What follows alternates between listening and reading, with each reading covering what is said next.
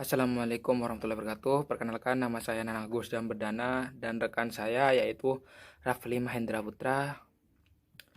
Di sini saya akan menjelaskan tentang alat analisis risiko keuangan. Di sini kami menggunakan metode Z-score. Z-score sendiri adalah suatu alat yang digunakan untuk memperhitungkan dan menggabungkan beberapa rasio-rasio keuangan tertentu dalam perusahaan dalam suatu persamaan diskriminan yang akan menghasilkan sebuah skor atau perenggingan. Dan tujuannya yaitu kepada pemberi pinjaman, pemberi investor, pemerintah, serta akuntansi dan manajemen. Kemudian rumus Z-score yaitu Z sama dengan X dikurangi Q dibagi dengan P. Keterangan X nilai yang diamati, sedangkan U rata-rata populasi, P adalah standar deviasi populasi, dan Z adalah Z-score sendiri. Kemudian tolak ukur rumus Z-score.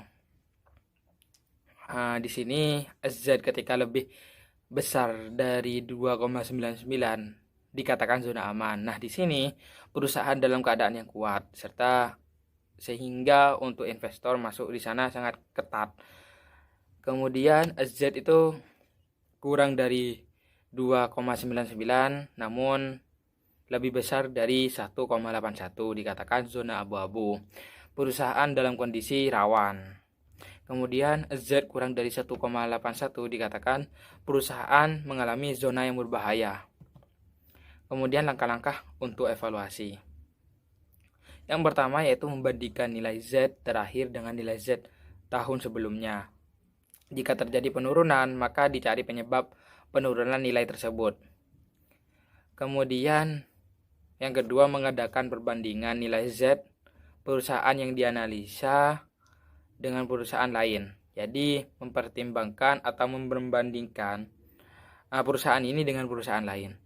Kemudian contoh kasus. Di sini kami mengambil perusahaan pada industri rokok yang terdaftar di Bursa Efek Indonesia pada tahun 2007 sampai 2019 berdasarkan prediksi kebangkrutan dengan menggunakan analisis diskriminan Allman Z-score. Metode penelitian ini menggunakan analisis pendekatan kuantitatif dengan data. Hasil dan pembahasan yaitu yang pertama yaitu PT Hanjaya Mandala Sampurna Tobok selama 5 tahun berturut-turut termasuk dalam klasifikasi kondisi sehat. Kondisi ini dilihat dari perhitungan total yaitu 7,71, 8,89 dan seterusnya. PT Bentul International Investama terbuka selama 5 tahun berturut termasuk dalam klasifikasi kondisi sehat dengan nilai 3,28 atau lebih besar dari 2,99. Sedangkan PT Gunang Garam terbuka selama 5 tahun berturut-turut termasuk dalam klasifikasi kondisi rawan bangkrut. Dikarenakan pada tahun 2007 sampai 2011 perhitungan total 1,81 yaitu kurang dari Z yaitu sebesar 2,77, 2,10. Nah, di situ perusahaan gudang garam ini dikatakan rawan bangkrut.